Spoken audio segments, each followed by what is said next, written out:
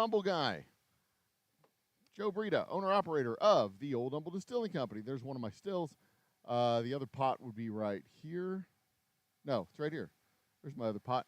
My column's over there. I need to get that set up and properly done. Let's see here. My audio appears to be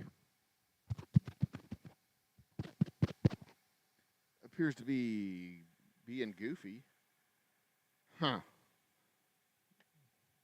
All right, let's do the audio check. I should have already done the audio check, but I did not. Oh, well. I'm the Old Humble Guy. This is the Old Humble Distilling Company. We are about to do some work behind the scenes. And, hey, while I'm at it,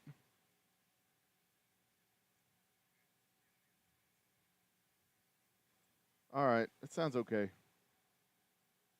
While I'm at it, we're going to just proper chat like we normally do. We're going to have a theme today. We're going to talk about philosophy, debate, philosophy. Maybe get into some politics. I don't know. We'll see. We'll see where the conversation takes us. The floor is open. I know it's early. Y'all are probably at work. It's fine. I'm at work too. I'm getting all my settings coordinated and set up. Why is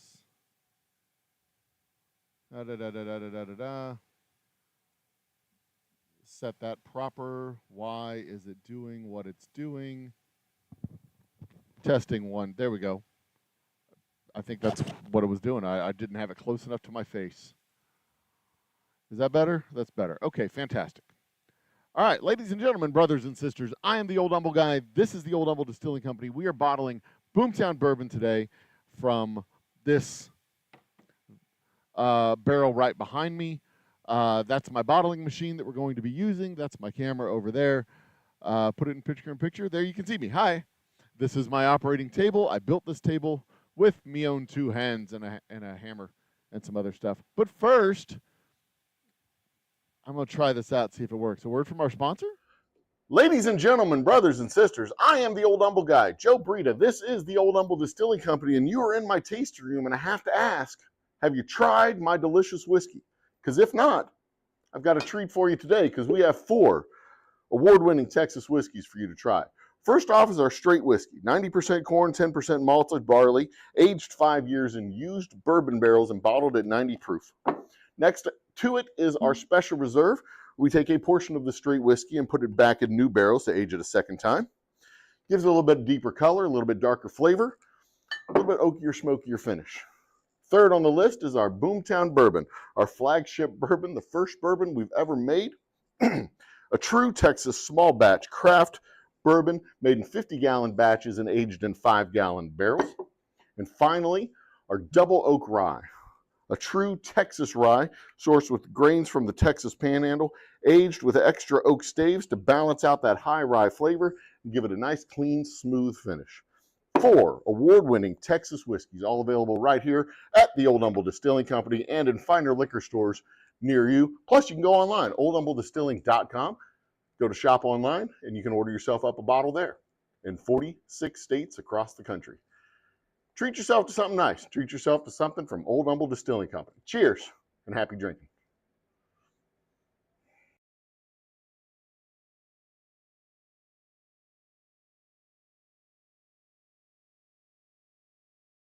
Right, we're back, ladies and gentlemen, brothers and sisters, children of all ages. Welcome back. That was a word from our sponsors, which is me. I'm our sponsor.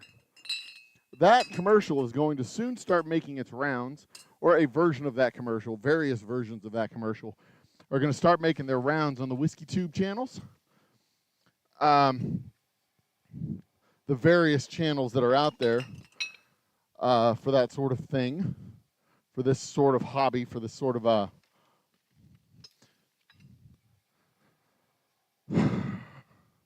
for this sort of product.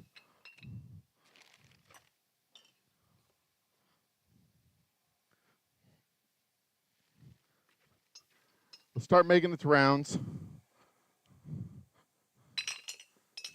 1, 2, 3, 4, 5, 6. I'm going to start with my first 60 bottles. We need 12 cases. So I'm sorry, 72 bottles. So I'm going to start with rows of 8. 8 times 9 is 72. So I'm going to have 72 lined up right here. 1, 2, 3, 4, 5, 6. So I have to put together 12 cases. I'm going to put together 6 now and 6 later on this evening. There's a real chance that we will be cut off sometime between 2 and 3 o'clock, sometime after 2 o'clock, let's put it that way, because I am open for business as of 2 p.m., which means as of 2 p.m., if I get customers in here, our little live stream is over, because customers hold precedence over the internet. 1, 2, 3, 4, 5, 6, 7, 8, 9. All right, that's our 9 rows, or columns, I guess, because we got 8 rows and 9 columns.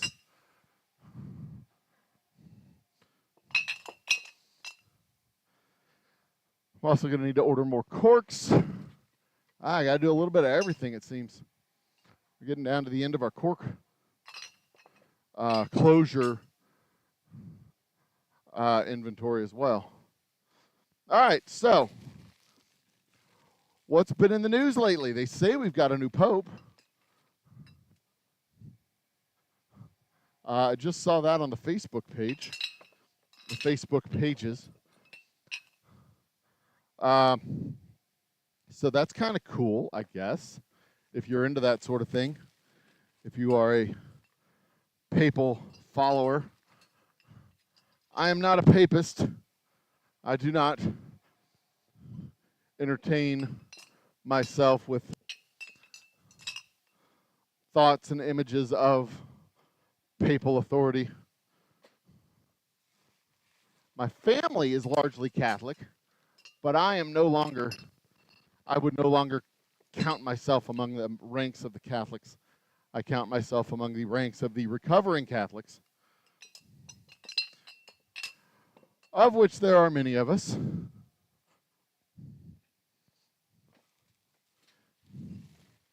And many of us are in the Presbyterian churches, but also the Anglican Church. That's a depository for recovering Catholics. Episcopal Church here in the United States. Nonetheless,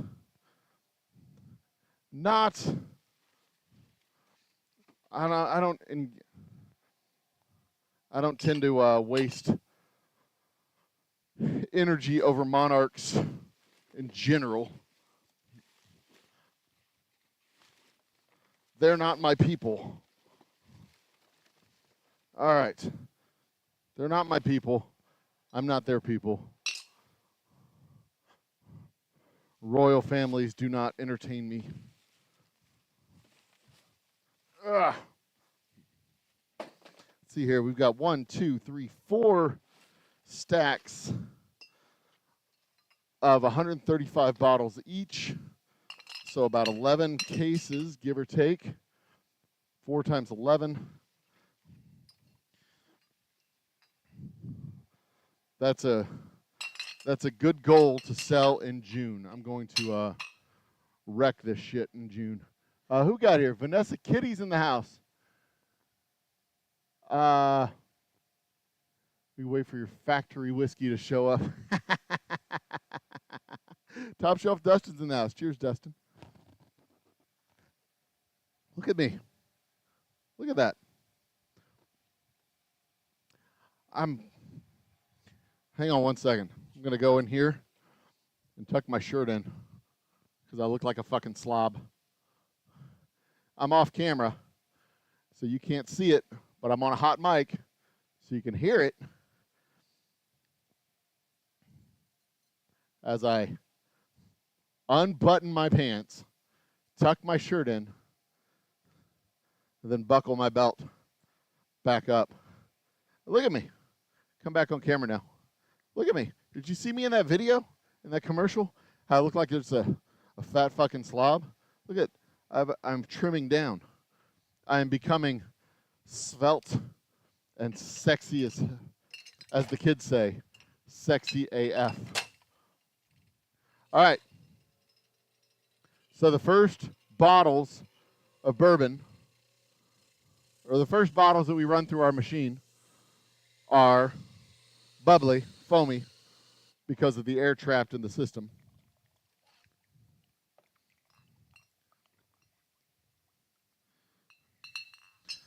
So once the air bubble gets out, I dump the bottles back into the barrel.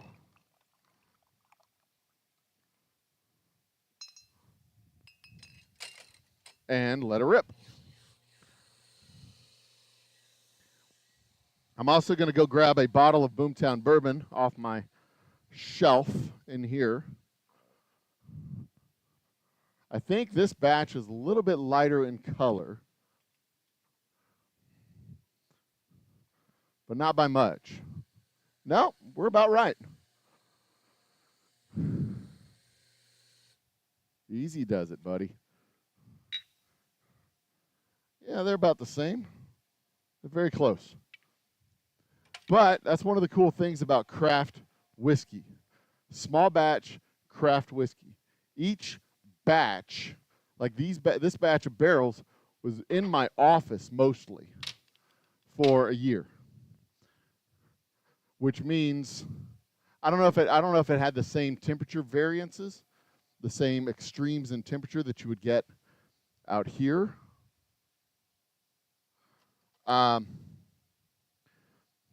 But it was in a different location in the distillery than the last batch that I just compared it to. And it has a pretty similar color, very close.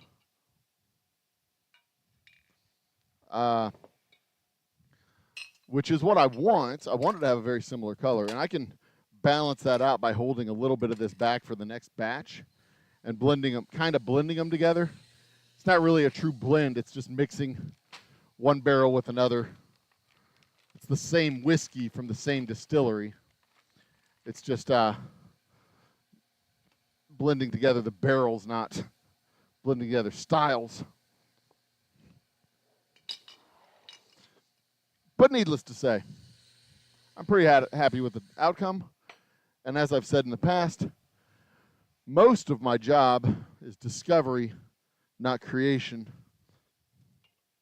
I'm not so much in the invention world as I am in the discovery world, because I don't know necessarily what's going to come out of these barrels. I mean, I know what went into the barrels, and I know what should come out of the barrels within a few degrees, but I'm never quite 100% sure what it is that we're going to get. And I'm always pretty well satisfied because it's usually a pretty good outcome because I manage the inputs fairly closely.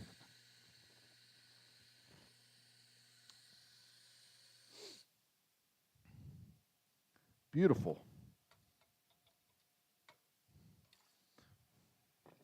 All right. So, we apparently have a new pope. We're talking philosophy, because this came up the other day in a conversation. Not to name names, but it was sophomoric. Well, that's why I won't name names, because it was sophomoric.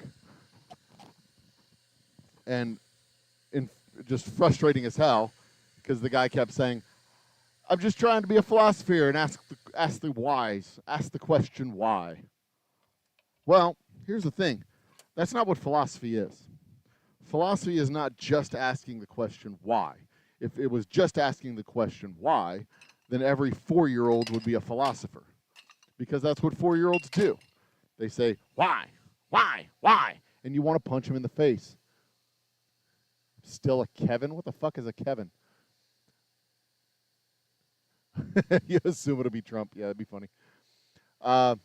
It's cool factory stuff. 16-year CS single barrels distilled by Buffalo Trace using Wild Turkey's mash bill, then aged in Wild Turkey's rickhouse. Buffalo Trace. So it's Buffalo Trace yeast, Wild Turkey mash bill, and Wild Turkey rickhouse. Interesting. That is interesting. That's something a little bit different than your standard fare factory whiskey. Still factory whiskey, but and at least they're doing interesting. You know, they're taking the inputs and mixing and matching. That's kind of cool. That's kind of cool. They still made, I'm guessing, a zillion gallons worth, 5 zillion barrels, more barrels each day than what I make in a year. My hunch. And my beef with factory whiskey isn't that it's just factory whiskey. My beef with factory whiskey is that it's not rare, it's not special, it's not unusual, it's not hard to find. They make it in batches of zillions.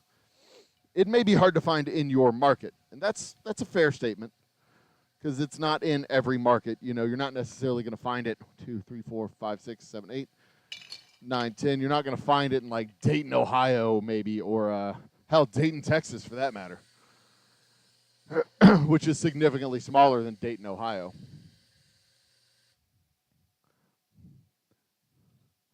But, and I'm probably spoiled because of that, because I live in the fourth largest city in the only part of the world that fucking matters, right? Am I right? USA, USA. So yeah, I'm probably a little bit spoiled because I could just go to any Maxi Mart liquor store in town and say, "Hey, what do you have?" And you know, slip them a little cash, and probably get pretty much anything I want, especially if I'm willing to pay double market, double retail, or whatever. But that's exactly the kind of thing that small manufacturers like me just fucking hate, because we actually have a truly special, truly rare. Give me a $9 million marketing budget, and I can make my whiskey into whatever Buffalo Trace shovels onto the cart as well. I mean, it's not hard to make a highly sought after brand if you have if you're running a $1 billion corporation. They just put their marketing team in motion. And meanwhile, the rest of us got to kind of be a little scrappy. We got to be a little bit creative, a little bit scrappy. I am about to shift gears on my overall marketing strategy for the year by starting my radio ads, radio video, Boogie with a Suitcase. Jesus. That song is a beautiful, wonderful earworm, and it is absolutely stuck inside my cerebral cortex right now. But yeah, we got to be a little bit scrappy, a little bit. You know, we got to make $500 work like $5 million a lot of times, or at least $5,000.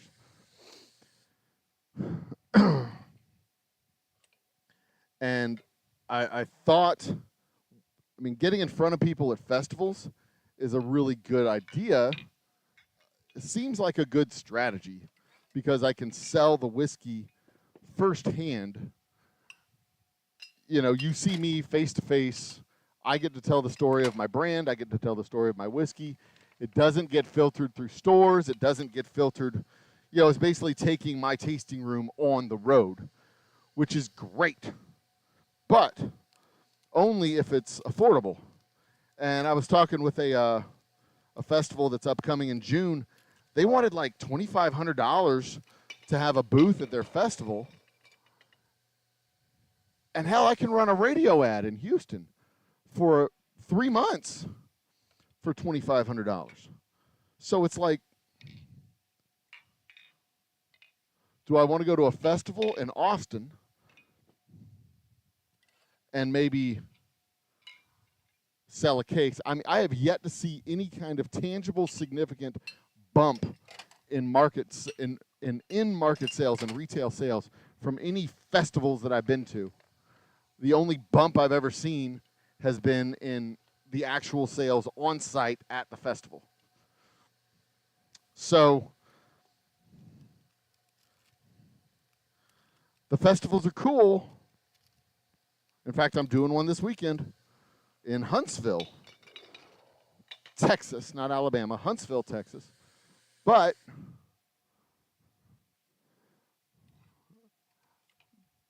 the key to the thing in Huntsville is going to be actually talking to a local store in Huntsville, bringing my order forms and saying, hey, this is popular here. Why don't you pick us up? And I will be your best friend. So it's not always the festival's fault, but for dollar, if it's a $2,500, $800, $900, $800 is 1 month. A mini package of ads 1 month on ESPN radio here in the Houston market. No shit. And that's like during drive time, morning rush hour, after a couple of times during the day. A couple of times during the day, a little morning rush hour, a little evening rush hour pop. I should have my phone next to me so that I can watch chat coming through. Oh, hey, who is that? Med Resource Pioneer is the ad I was just looking at on my phone. Cool. Cool. I don't know who they are.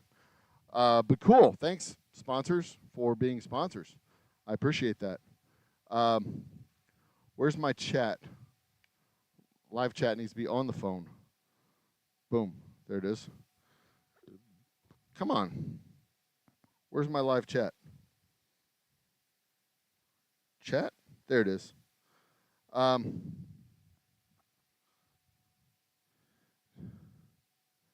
Still a Kevin. I'm not sure what a be a Kevin is. Well, yeah, 15, 16-year-old whiskey is by nature limited. But 100% guarantee the limited quantity. That's like saying, I don't know, Corvettes are limited. Yeah, they're limited, but if you wanted one, you can get one. It's not that limited. It's limited, but they still make more than most of your true craft distilleries make. And, you know, hey, 15, 16-year-old bourbon, that's not even a common methodology. I'll give them credit for that. And mixing and matching the flavors together with the yeast strain and with the different yeast and the different mash bill, that's pretty cool. It's not like it's just Jack Daniels for an extended time period or Wild Turkey for an extended time period. It's actual, they're actually doing something different to differentiate it from the other schlock that they pump out. So that sounds pretty cool. I would be down to sit down and have a little bit of that. I'm not going to pay more than probably not going to pay more than $75 for a bottle, which means I'm probably not ever going to get a bottle. But that's fair. Jack Daniels is out there trying to sell their 15-year for like $400. Please, it's still just fucking Jack Daniels. They filtered it through a clean sock this time instead of a dirty sock. Good for them. Whatevs. Let's see here. That's 4. I've got 2 more cases to bottle up. And then we're done with the bottling portion of our day, or at least of this process. So back to philosophy. It's not just the matter of asking the whys. And it's not even a matter of exploring the nuance of a question. I mean, that's part of it, but that's not really what it is, because nuance, as I pointed out, was something that is just oftentimes done to gloss over horrible behavior. Like, yeah, he did some bad things, but, you know, the trains ran on time, or he really got the crime rate under control. Yeah, but in order to get the crime rate under control, he's literally committing miscarriage of justice. He's literally breaking the law in order to, shit, am I going to have enough? 4, 5, 6, 7, 8, 9, 10, 11, 12, 13, 14, 15, 16, 17, 18, 19, 20, 5, 6, 7, 8. I don't know if I'm going to have enough fucking corks. It's going to be cutting it very, very close.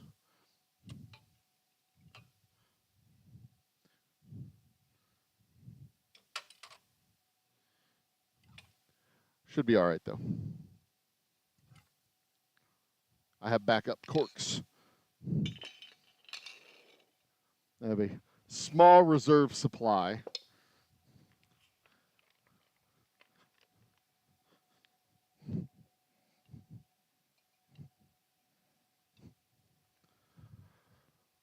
Anyway, nuance. Yeah, I mean, it's small differences, but that's not philosophy. Philosophy is a quest for knowledge. Literally means the love of knowledge. You're seeking knowledge, and not just the question of why. Why is what scientists ask. Why is it like this? Why do we do this? Historians, scientists, et cetera, et cetera. Philosophers, there are modern philosophy, at least, is a rigorous, scientific approach to ordering thought and ordering knowledge in such a way that you can expect different outcomes.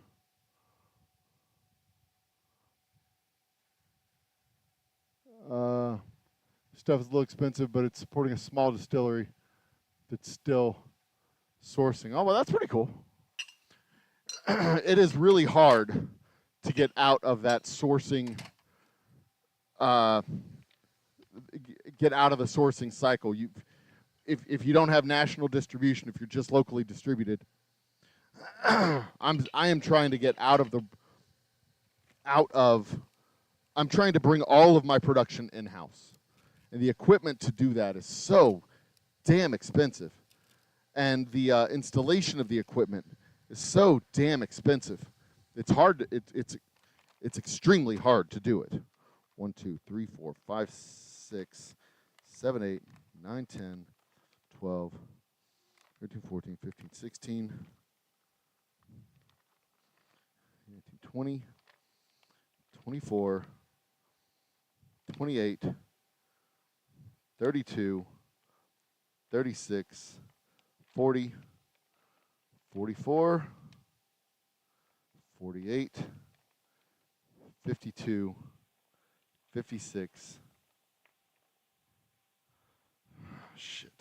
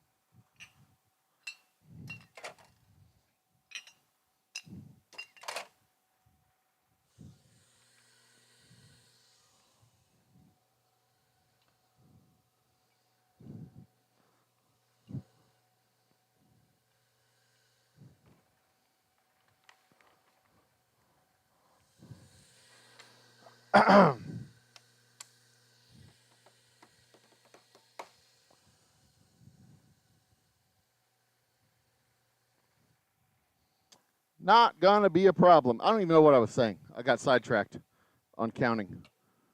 No, it's hard to get out of that cycle. The equipment is so fucking expensive. And expensive to put in. I am finally going to have my equipment into all the way plugged in. So at least half of my production will be in-house, which is going to lower my cost structure a lot. And then, and then I can start working on bringing everything in-house.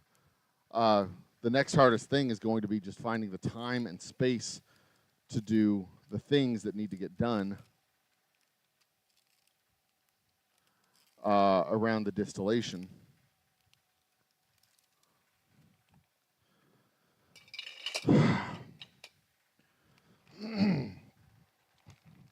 But it won't be a problem. Won't be a problem at all, because I am, as they could say, a clever boy.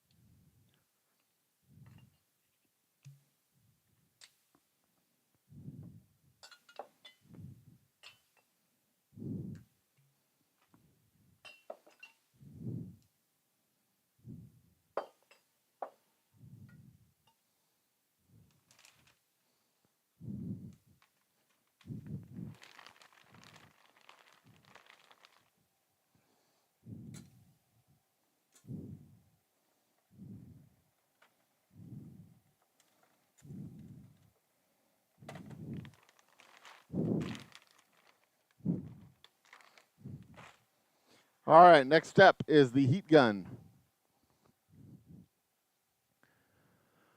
All right, on we go. Heat gun. So this seals the bottles. And historically speaking, this is how tamper-resistant seals, this is how you knew the whiskey you were getting was the whiskey that they put into the bottles at the factory, and it had not been tampered with on its trip across the United States to your favorite watering hole, wherever that might be. Because that had historically been a problem.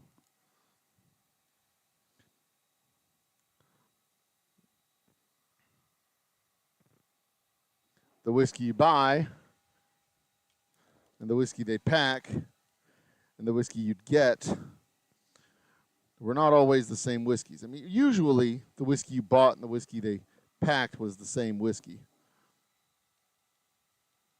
But at each step along the way, anybody with a drill could have a little bit of whiskey and replace what they took with a little bit of water, with a little bit of paint thinner, with a little bit of all kinds of stuff. But with the advent of the tamper-resistant seals on bottles instead of barrels, it became much harder to tamper with the whiskey inside the bottles. Not impossible, mind you, just a lot harder.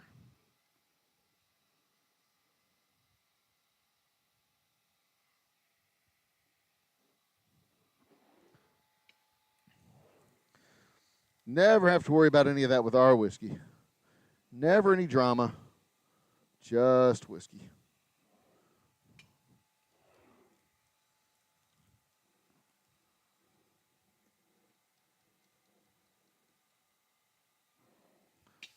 Yeah, but we're finally getting a sales team in place, finally getting the word out, pushing into local stores. I had for far too long been relying on far too few stores.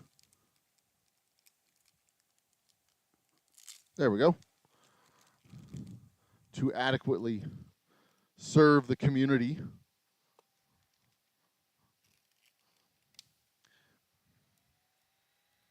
And grow the business. I thought it was a lot of stores, but it was all like one big chain, which is good. Great distribution. It just makes it really hard when everybody doesn't go to those stores necessarily. And if your cart is too attached to one single store, one single chain, then it makes it really hard for other stores to give you too much respect because you're too closely connected to that one store. But I also wasn't seeing any movement outside of the times that I was in those stores. So I really need to connect my in-store marketing efforts to ambient, community-wide effort. And I've always tried to do one or the other, and I'm trying to do both, but it's yet another one of those things that takes dollars. It's hard to do when those are scarce.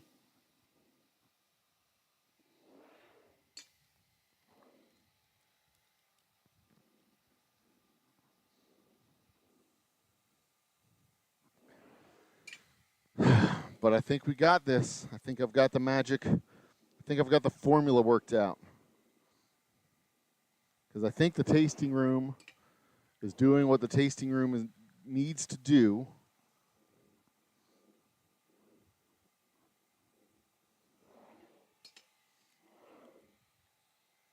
In order to support what it is that we're trying to do. My sales team, I've got 4 people doing what really should be the job of one person. But I figure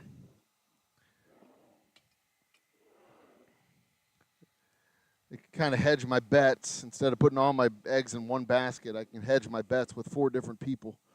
Let them do their work, get the whiskey on shelves, get it into stores, and if any of them shine and do well, then I can kind of hand the reins over to them for scheduling and managing as far as the tasters and tastings and store visits go.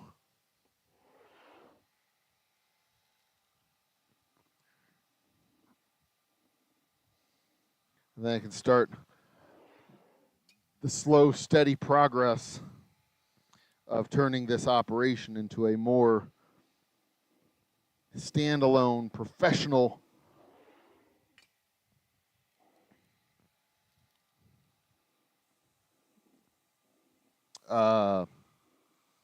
distilling operation. The kind of business that uses an accountant.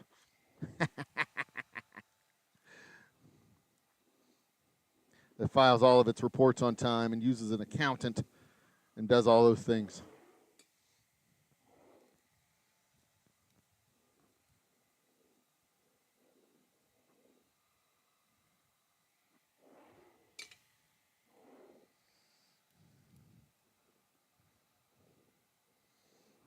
Anyway, what do we got? What do we got going on? I'm not looking at chat at all. I'm over here meditating on salesman. Let's see. Talk to me, chat.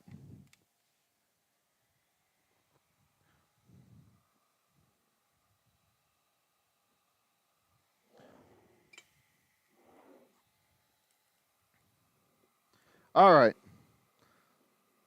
So we found out who the new pope is yet. I know it's not me. My phone hasn't rung. And I'm a Protestant, so I'm probably not going to get the call. Wouldn't that be a dope-ass thing, though? The first Protestant pope? I'm sure there's requirements. You got to be a bishop. You got to have been a cardinal, and I'm not a cardinal. I played for the Cardinals when I was in Little League. I was on the Mets 1 year. 2 years I was on the Mets. Then 1 year I was on the Cardinals. Played for the Orioles. I think we even had a team called the Wildcats. Not an MLB sanctioned year, I suppose. My sister played softball for the Cougars. That was her team. My dad was the coach.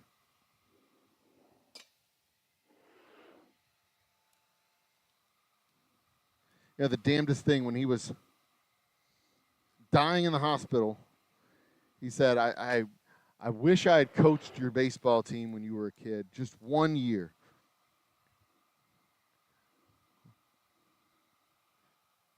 That still gets me a little bit. Of all his regrets in life, it was that. He wished he had coached me in baseball. That's the way that man showed his love. He coached baseball. And he was just disappointed that he couldn't have coached, because he coached my older brother, he coached my older sister, he even coached my little brother for a couple of years. I even helped coach my little brother for a couple of years. Because he was 8 years younger than me. So by the time he was playing proper Little League, I was 15, 16 years old, and I could be a third base coach. I wasn't playing baseball anymore. I didn't play. I started in the adult leagues when I was like 25. 26, 25, 26. The fucking kids in the adult league were 19, 20 years old. They thought I was old because I was 25 years old. Like, piss off, you stupid children.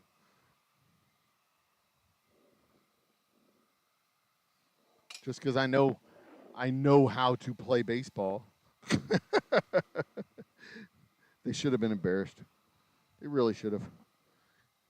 Because I was easily 8, 9 years older than them in some cases. And I was outworking them.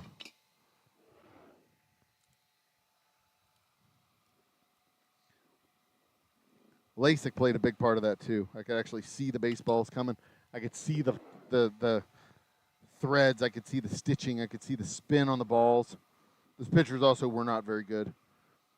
Their curveballs looked like slow pitch softball. And you could just kind of lean back on that back foot and tee off on it. Like, boom! But you had to know it was coming. If you were expecting a fastball, which, again, wasn't fast because they were not good. If you were expecting a fastball and that slow pitch curveball came in, you would swing out of your shoes and look like a complete and total idiot. So that was the key to the thing. You had to be, when you saw it, like coming out of his hand, when you saw it, you could see the fingers in a different position as it came out. You see the spin, the first couple of spins of that ball as they put the curve onto the ball. That's when you just lean back on that back foot, and then you got ready. You had to take yourself a deep breath. Here it comes. And oh my God, it was like the longest time known to man, other than the time it takes for your coffee to cook in the morning. The time it takes for the coffee pot to fill up. That is the longest period of time known to mankind. Second to that is when you got a big, fat, juicy curveball coming at home plate. The time it takes for that ball, it's like in a time warp. The time it takes for that ball to finally make it to the plate. You could have taken 10 swings. It feels like you could have taken 10 swings. But you watch that thing coming in, everything's moving in slow motion, and you just know I'm going to either look like a complete and total dumbass, or I'm going to put this somewhere south of Dallas. There's no in between. You're either going to swing and miss, swing and put a little chicken shit dribbler down the third base line or the first base line, or you're going to launch a moonshot. Hero or zero when that pitch is coming. Big old fat grapefruit slowly orbiting its way towards you. Take a deep breath. You feel it in your stomach as it's coming. Lean back on that back foot. Engage everything. Flip off the safety. And then, boom! The ping of the bat, because we used aluminum bats. We didn't use wooden bats. Ping!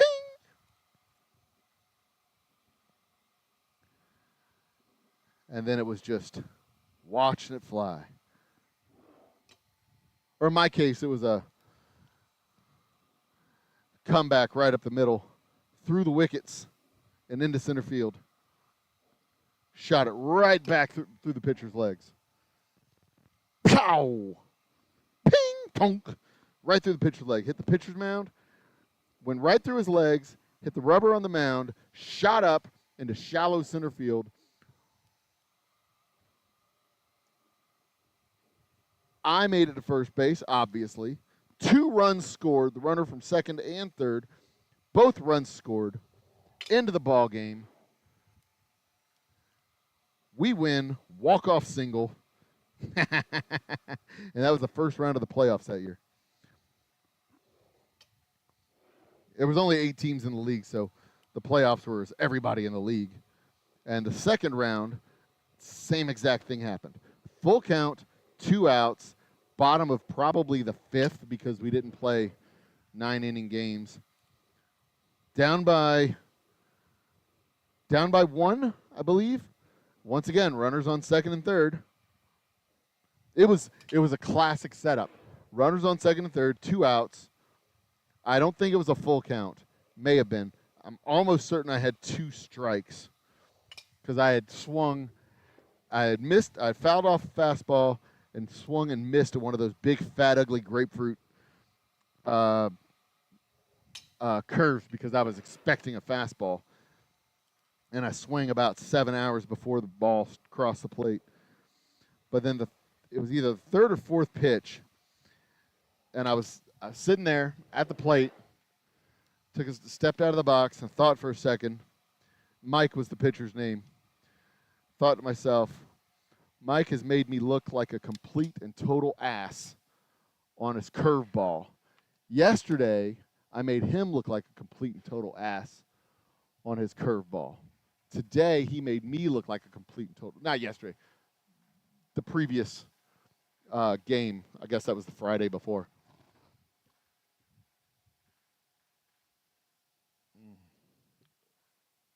God, I love coffee. Complete and total ass. So I step out of the box and I think to myself, what is he going to throw me? And I guessed correctly. I assumed at that point he was going to probably throw me another curveball because he thinks his curveball is his best pitch, and he has made me look like a complete and total idiot already in that at-bat with that curveball. And, of course, a sane person would think, well, he's just going to try and overpower you, so be ready for the heat, right? No. Not Mike. Mike thought he was smart. Mike thought he was clever. Mike was going to try and get one past me. So he did. I watched him too. I watched him like get his hand grip inside the glove. And I knew it because he sat there. He would sit there and play with the ball to get his hand on the right spot on the ball, as guys do. And I was thinking while I was watching him get ready for the pitch, I was thinking, here he comes. This son of a bitch is going to try and throw that curve and try and make me look like an idiot. And I sat there and I leaned back, and it came, and I watched his fingers come over the top and spin that ball around, and I watched the ball spin. Oh, my God. The LASIK was so great. And I'm watching the ball spin, and it goes up, and this big old sweeping softball curve up and over as it's coming at me. And I leaned back, and I teed off on that motherfucker, and ping! Right back up the middle. Right up the middle, right at his fucking head. He ducked. It went right over his head and into center field. 2 runs scored. I'm standing off first. We win the second game. We win the second game of that tournament. We win the second game of that tournament and go on to the next round. And I think we lost in that third game. We lost. But that was absolutely, I'll never forget it. 2 weeks in a row, 2 games in a row, game-winning hit off the same pitcher, off the same pitch, in the same way, walk-off single right up the middle, one through the wickets and one right at his forehead.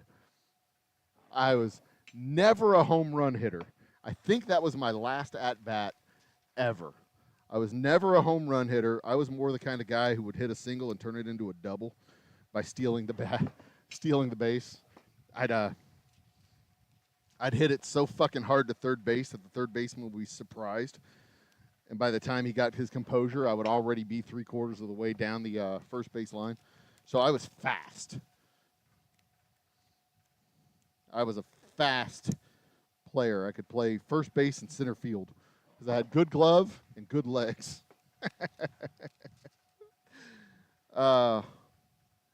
But I couldn't hit worth a shit. I could get on base and turn a single into a double, but I was never an extra base hitter. That was not my thing. I could score from first base too because I was so damn fast, but I was also kind of reckless.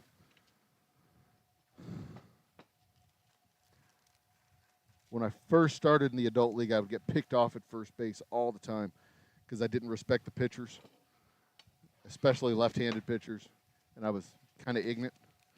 So I'd take my leads, and I would take the leads a little bit aggressively, and then they'd just flip it over to first base, and half the time they flipped it over to first base, I'd take off for second. So I'd get picked off at first base while trying to steal second after releasing an audible, "Oh, shit!" God, those were good times. Those were absolutely good times. K-Cups still take time to brew coffee, my man. It is not instantaneous. That time it takes for a K-Cup, what is that? A minute and a half? 2 minutes? The longest 2 minutes of my life. Just sitting there, staring at it. People trying to talk to me.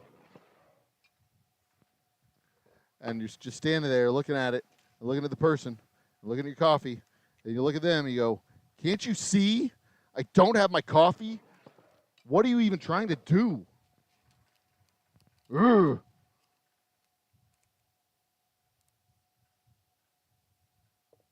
Oh, for the record, just so you know, for posterity's sake, we're putting on the back labels.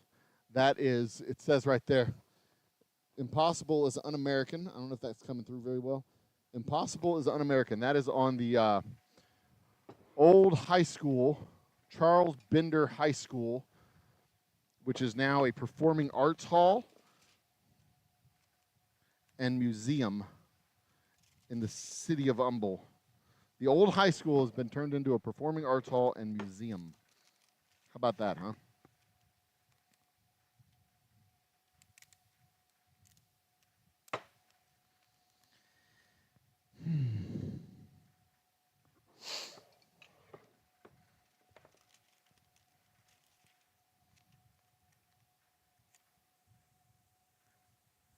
How about that?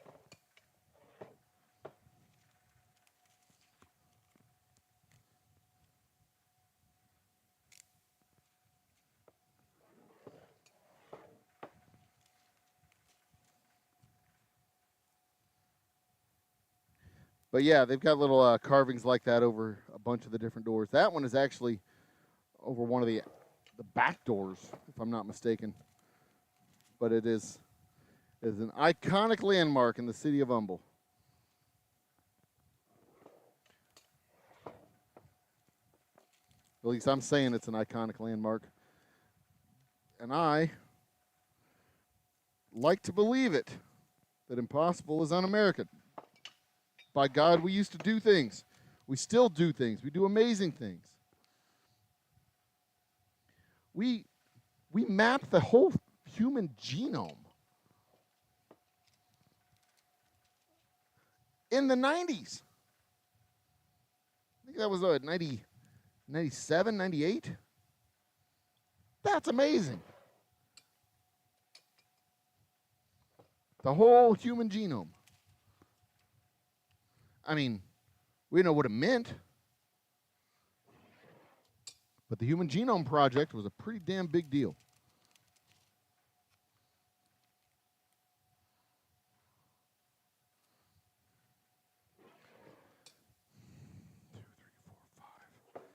And I don't agree much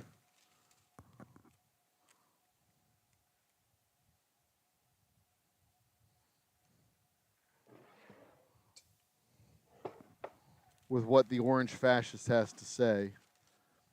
But I do agree that doing big things has gotten harder and harder to do. It's gotten more and more expensive to do.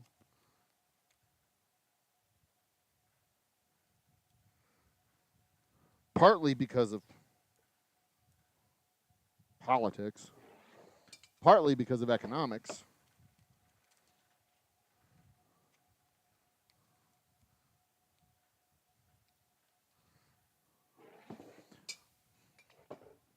But partly because of economics and politics interference with economics.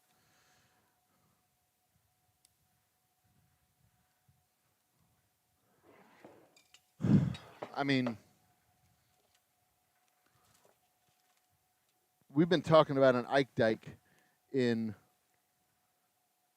the Houston area, the Houston Ship Channel area, for over a decade, since Hurricane Ike. And this isn't something that's groundbreaking and earth-shattering and unusual. The city in Japan has done it. Netherlands have done it. Has done it.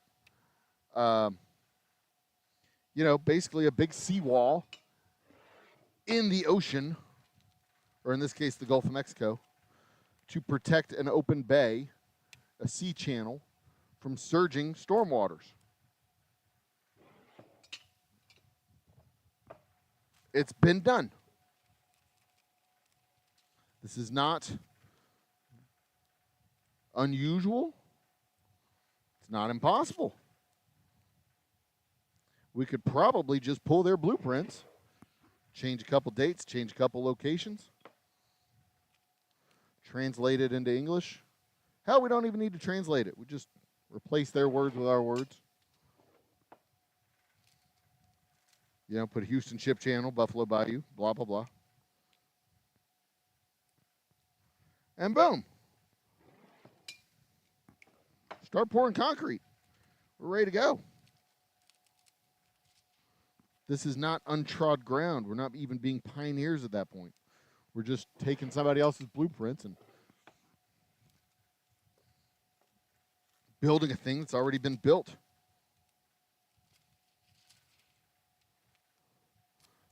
But in order to do that,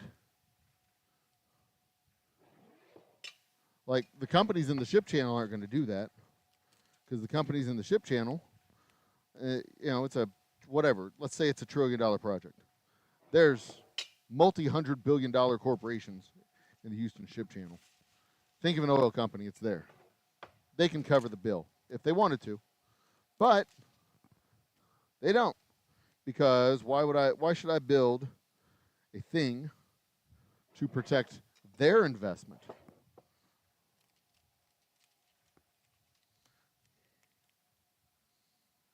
Especially when the cost of repair, and this is the government of the state of Texas's math, the cost of repair is less than the cost of building the thing.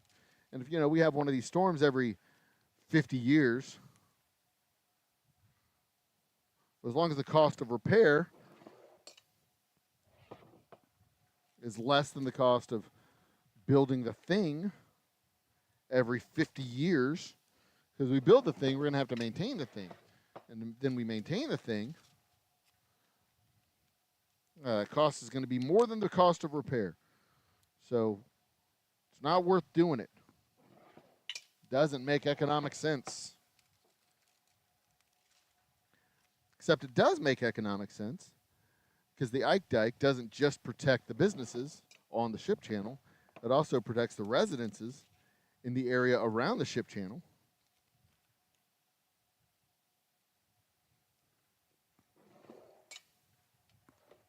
Whoop! Dropped my phone.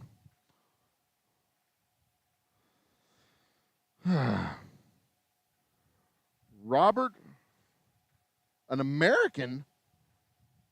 What?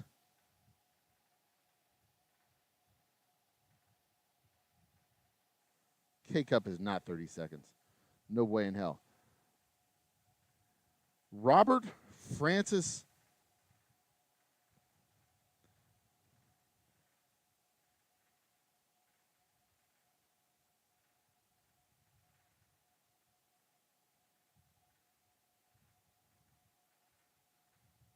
Hold on one second.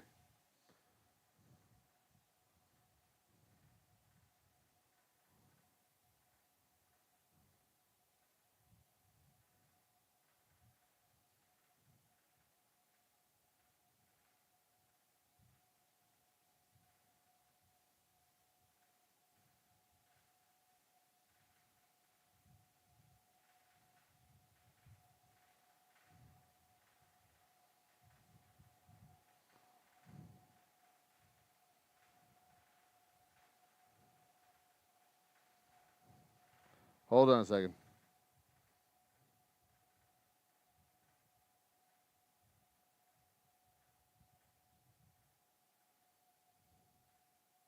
All right, where are we at?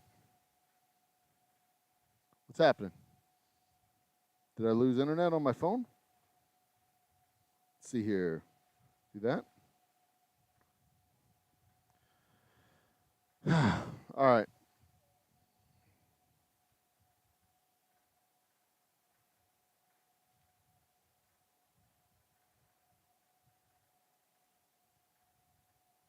There's that. There's that. Where's my damn live stream? Here we go. Live now. Are we there? All right. So the new pope is Robert Francis Prevost. All right. I'm going to rely on y'all to give me more information about that because I am now curious. An American cardinal? That wouldn't be the dude from New York, would it?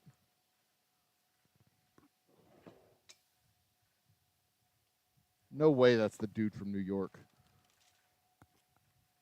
Dooby dooby doo up. Shut up, up, do up. That song is so stuck in my head. Anyway, what were we talking about earlier? Philosophy? Yeah. And there's ways to organize philosophical thought in the various camps. There's, whatever, Stoicism. I don't know them all. I'm not a student of philosophy. Stoicism and nihilism and fatalism and Gnosticism, I think, or is that might be a religious one.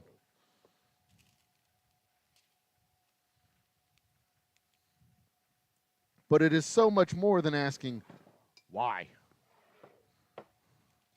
That's part of it. But it's not a matter of asking how we got to where we are. It's a matter of predicting where we go from here. And I've always said, and oftentimes I've said it, we are where we are because of where we've been, and understanding where we've been explains how we get to where you are. And that is a very challenging thing to do because you have to sometimes come to terms with the facts, and the facts aren't always in agreement with the myths. And sometimes you look at the facts and the myths and you go, oh my God, we're the bad guys. And we've always been the bad guys. Ooh.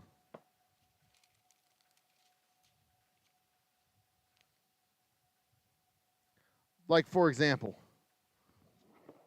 when you look at took 1 minute and 10 seconds. See, the 1 minute, 10 seconds is longer than 30 seconds. And 1 minute, 10 seconds is about the same amount of time it takes to cook an egg. But it is also within some kind of time warp, because when you're standing there looking at your K-cup brewing and percolating and doing what it does, it still takes 6.5 hours to brew the coffee. I don't make the rules. I just experience them as they're happening.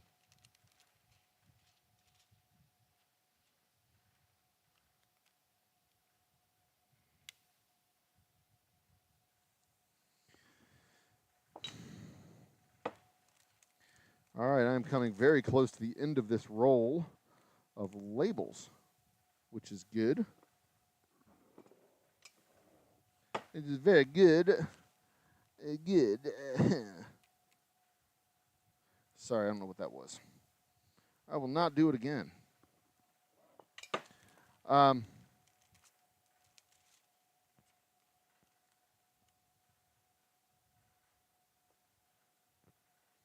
right.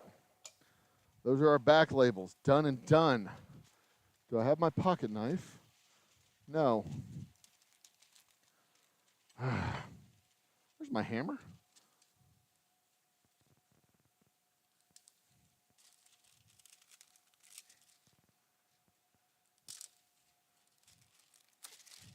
And yes, I just cut that with a flathead screwdriver.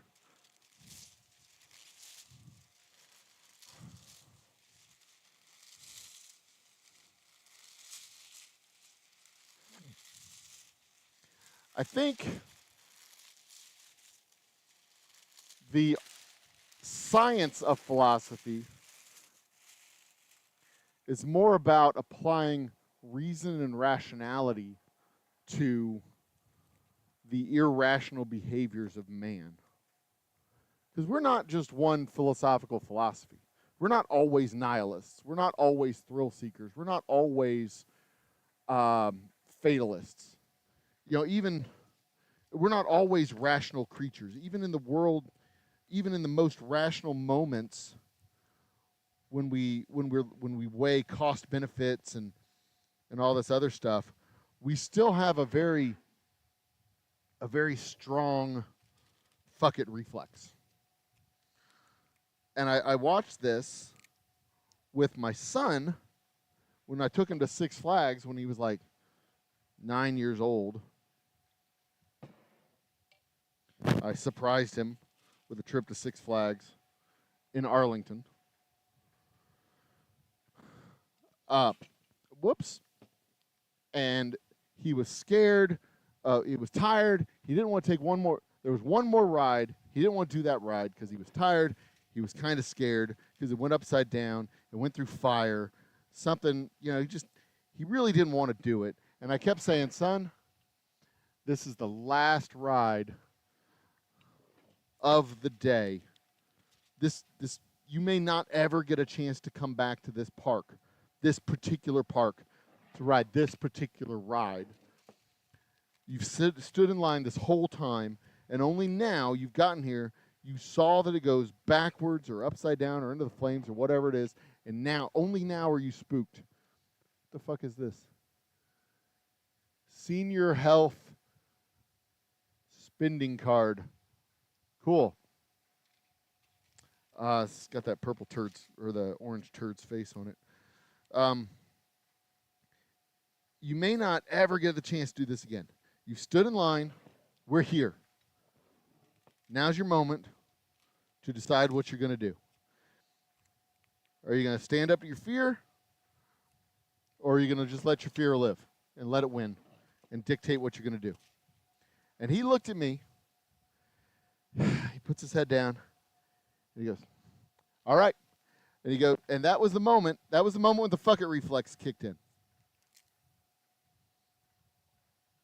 All the cost benefit, all the rationality, all the sensibility, all the stuff that, you do the math and the math is lacking, and what you're going to do, right? Everything in you is saying it's not worth it. I don't want to bother with it, blah, blah, blah. But then, fuck it. So we're not rational creatures. And philosophy, I think, the science of philosophy, the methodology of philosophy, tries to put that lack of rationality into what did? I had an interruption of our internet connection in here. Tries to put that lack of rationality into distinctly rational categories. Because there's never a right or a wrong answer of how you in the trolley problem, there's not a right or wrong answer. It's a philosophical exercise of cost and benefit and guilt and lack of guilt and all that stuff. There's no such thing as a right answer. It's a pursuit for the sake. It's a pursuit of knowledge for the sake of knowledge. Philosophy, love of knowledge, philosophy.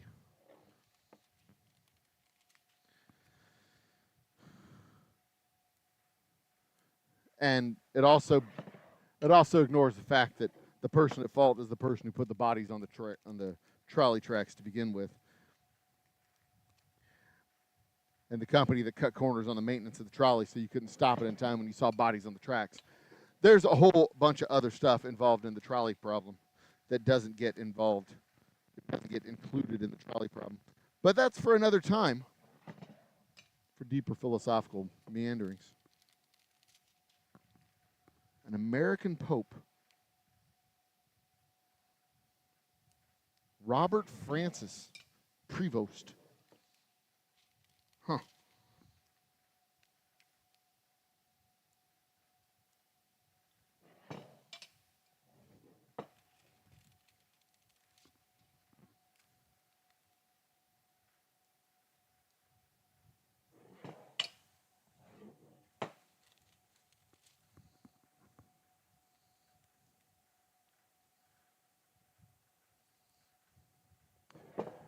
Any hoodles. Conflating the notion of nuance with philosophy is bullshit. Because philosophy is not nuance. There are nuances in philosophy, but philosophy is not nuance. Those are two different things, which is why they have different words that describe them.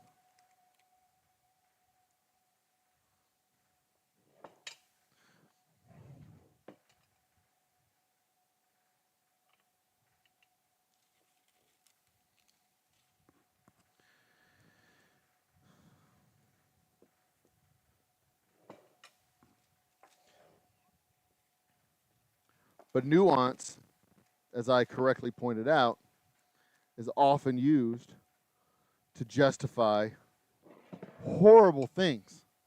Because I knew what this guy was getting at.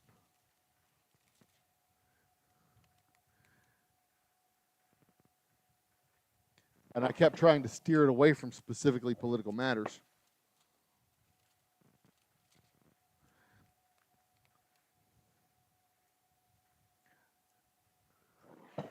Because I was trying to get him to think more critically, but he was 2 or 3 drinks in, so he wasn't thinking critically. It's also really hard to get people to think philosophically when they are drinking, because there's no such thing as a drunk philosopher. You have a alcohol addled mind. You're not thinking by nature. You're not thinking straight.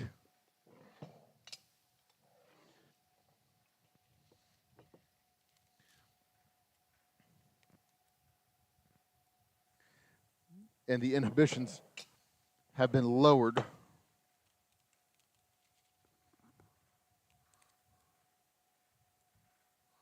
as is the nature of alcohol.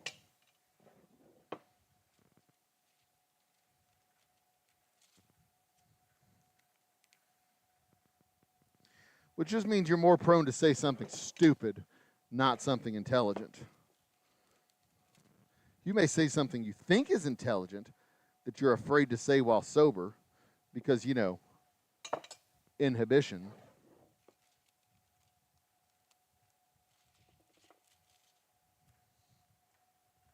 The possession of shame and whatnot.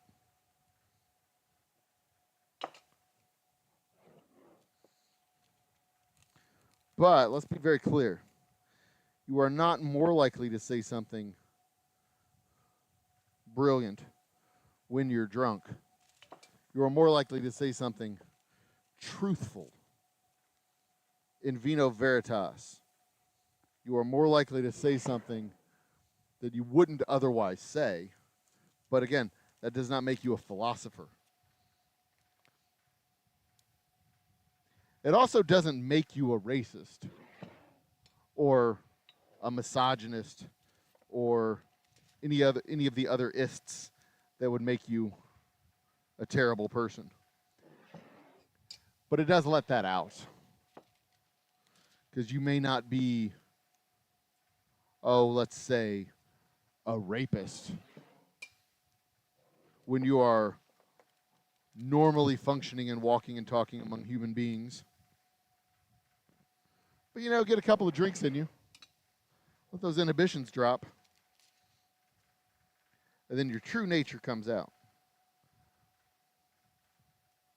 You might not be the kind of guy who instigates a fight, a brawl. You may not be the kind of person who slaps someone around a little bit. But, you know, hey, put a couple of drinks in you. Suddenly those inhibitions start dropping. And the true nature comes out. It's not the alcohol that does it, my friend.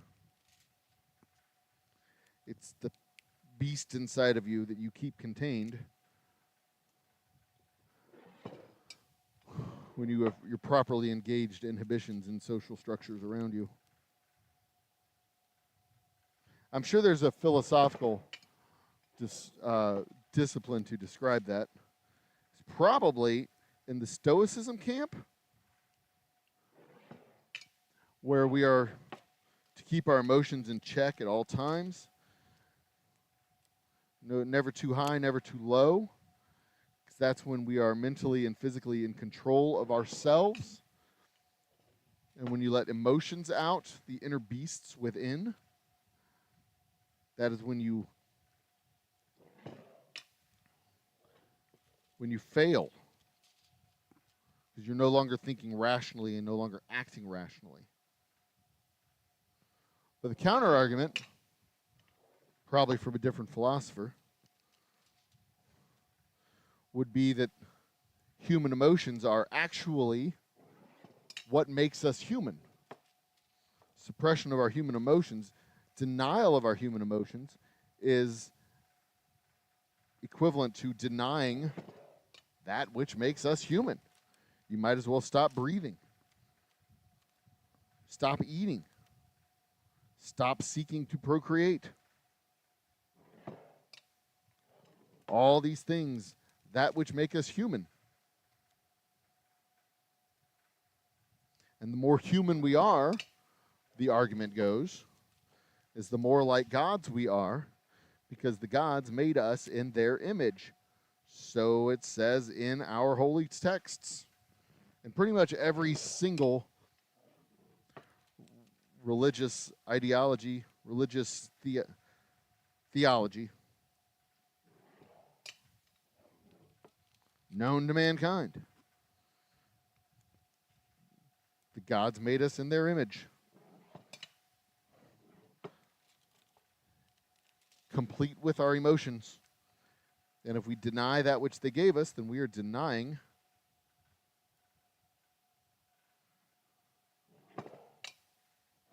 our Creator and our gifts from our Creator. That'd be the hedonist. That'd be a hedonistic point of view.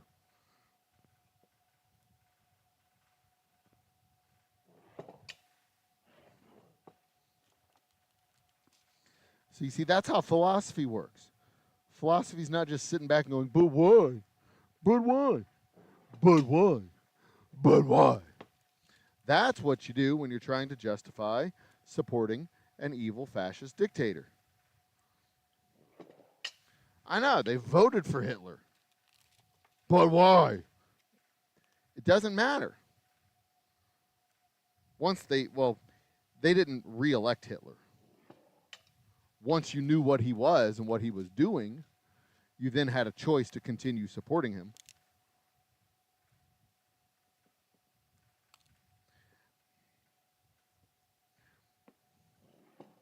And to a large extent, the German people did not know and did not care.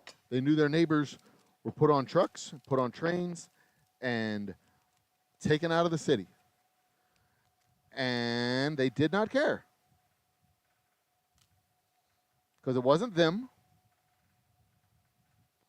And crime went down, prices went down, real estate prices went down, because there was so much more available apartments. There were shopping spaces were available, retail spaces were available all of a sudden.